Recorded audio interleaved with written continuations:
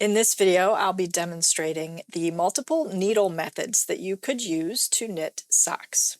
If you're a subscriber, welcome back. If you're new to my channel, welcome. I'm happy to have you here.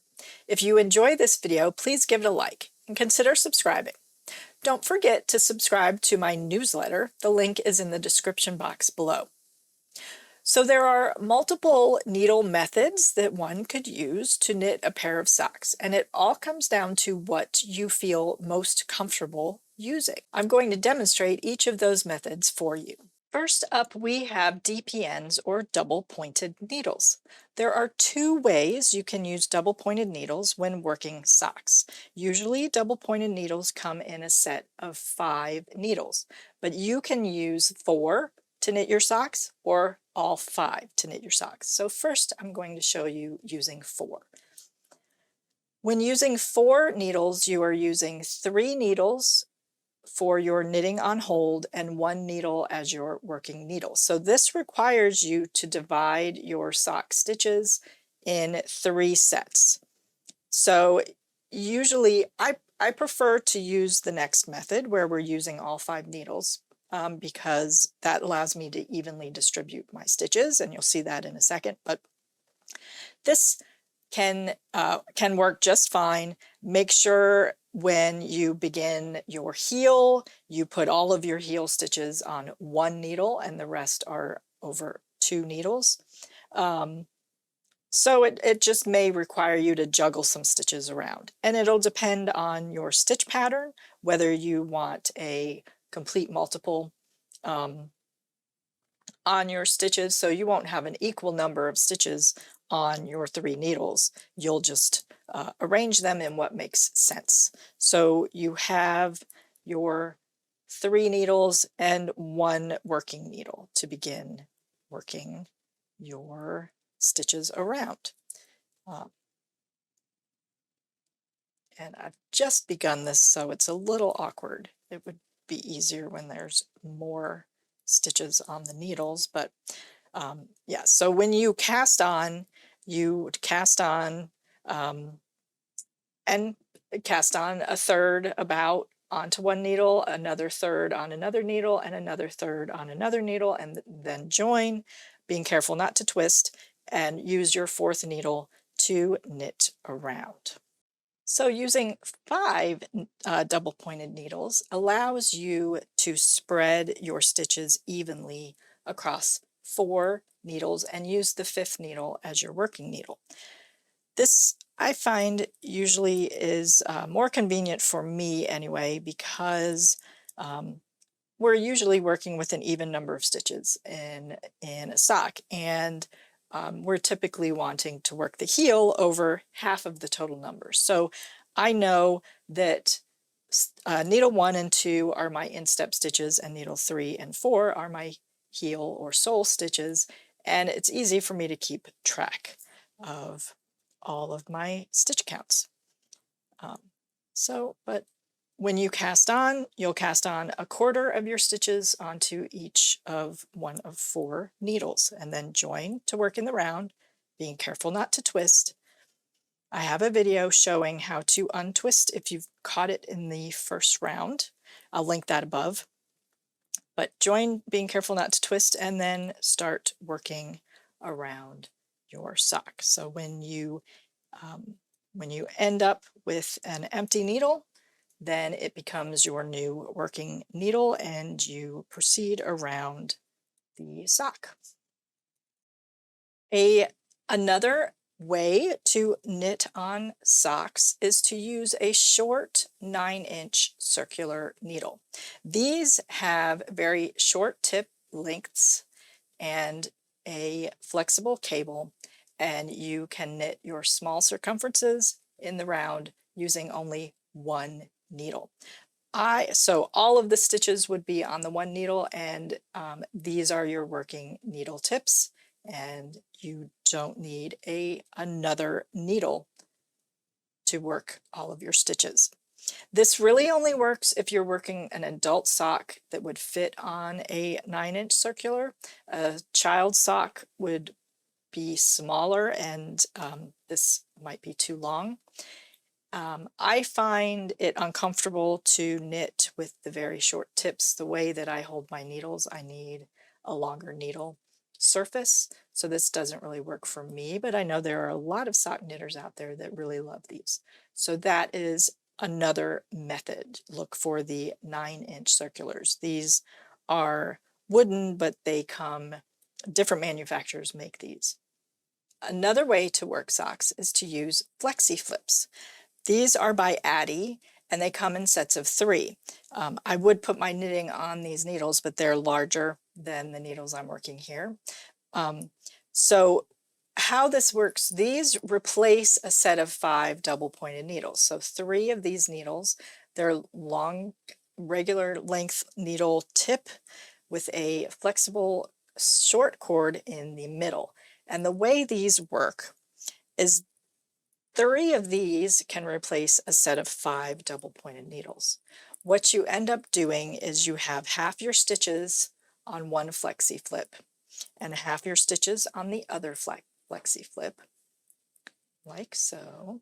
And you use the third flexi flip as your working needle across. So you're transferring needles from one flexi flip to the empty one, and then you'll end up with another empty flexi flip, and you will then work across the next flexi flip. So the short cable in the middle allows them to bend and behave like a set of 4 double-pointed needles. So those are quite handy. Another method for working socks is to use 2 circular needles. So you want these to be the same size. If you like, you can use 2 different brand of needles to make them distinctive. But they're 16-inch. You can use longer if you would like. This is my favorite way to knit socks. So I use 2 16-inch circulars. And so again, the idea is half of your stitches are on one needle and half of your stitches are on the other needle. I'm going to go ahead and transfer my stitches off of the DPN so you can see how this works. So I have my stitches transferred. Half are on one needle and half are on the other needle. And you need these needles to be at least 16 inches around because you need to be able to have the needle tips touch while making a circle over half of those stitches. And the way this method works, you only have the 2 needles you're working with. You knit the stitches. So let's see, where am I ready? I'm ready to work these stitches next.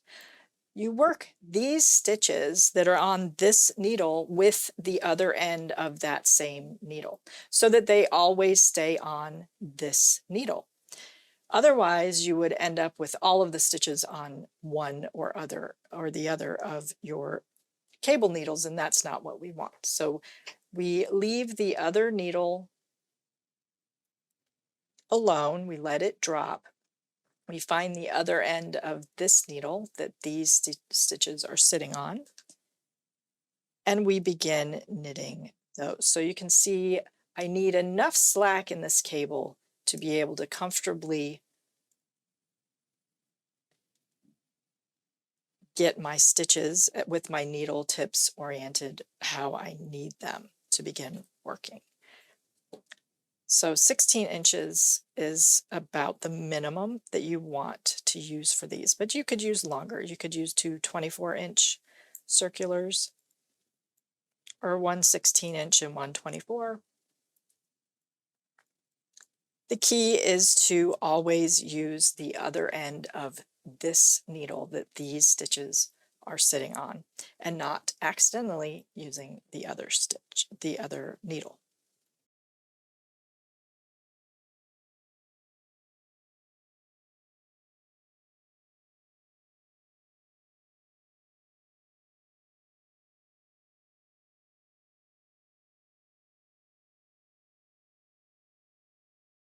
And when you come to the end of the stitches on that needle, you drop that end of the needle. I like to pull this needle out to sit those stitches onto the cable portion. You turn your work, you push the needle tip of the next needle, find the other end of that circular needle, and begin working those stitches while trying to keep the other needle out of the way. I like to come from underneath for the first few stitches to try to minimize ladders, and then I'll move it out underneath to get out of my way, like so. So that's using 2 circular needles. The last needle method I want to show you for knitting socks is magic loop.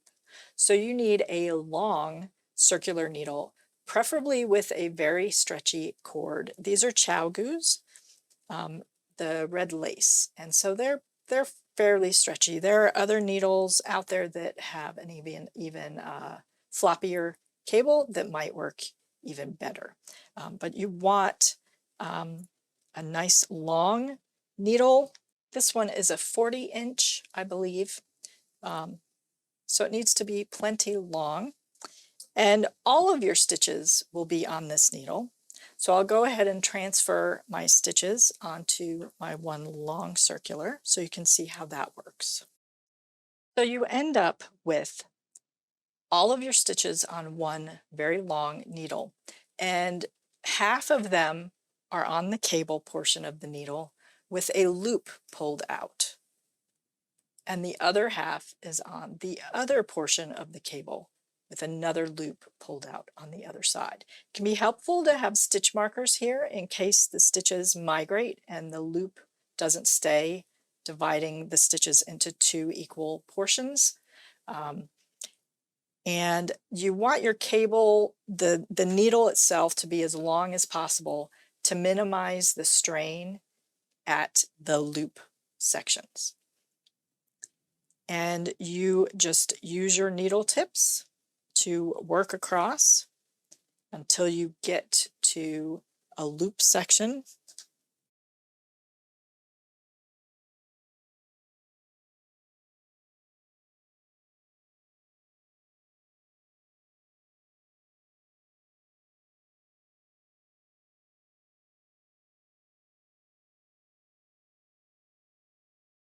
Like so. You release that needle tip. I like to pull this needle out to place those stitches onto the cable portion, not too far, and then I like to pull on the other section needle to get those stitches, the next stitches, and then push the needle. You have to be very careful not to pull the wrong section and lose all your stitches, have them all fall off the needle. That's one of the dangers for me anyway of doing magic loop. I tend to pull the wrong section and then I drop a bunch of stitches. And I dislike the strain that gets put where these loops are. I prefer the 2 circular needles because that minimizes the strain there. You can see how these stitches are strained in between where the loop is. So there's some pros and cons. A lot of sock knitters like to use magic loop. And with magic loop, if you use a long enough needle, you could do 2 socks at the same time on one very long circular needle. So then you pull this needle on the bottom, the ones we just worked, pull it out and make a loop, keeping a loop over on this end, and begin knitting the second set of your stitches. Like so, and you do that all the way around. Now all of these methods, I've I've said they're for sock knitting, but they work for any small circular in the round knitting. So a sleeve or a hat or anything of that sort. You could use any of these needle methods to work any of those knitted items that are worked in the round. So those were the many needle methods that you could use to knit socks. Give each of these a try and let me know which one you find the most comfortable in the comments below. I hope this was helpful. Don't forget to like and subscribe, and thank you so much for watching.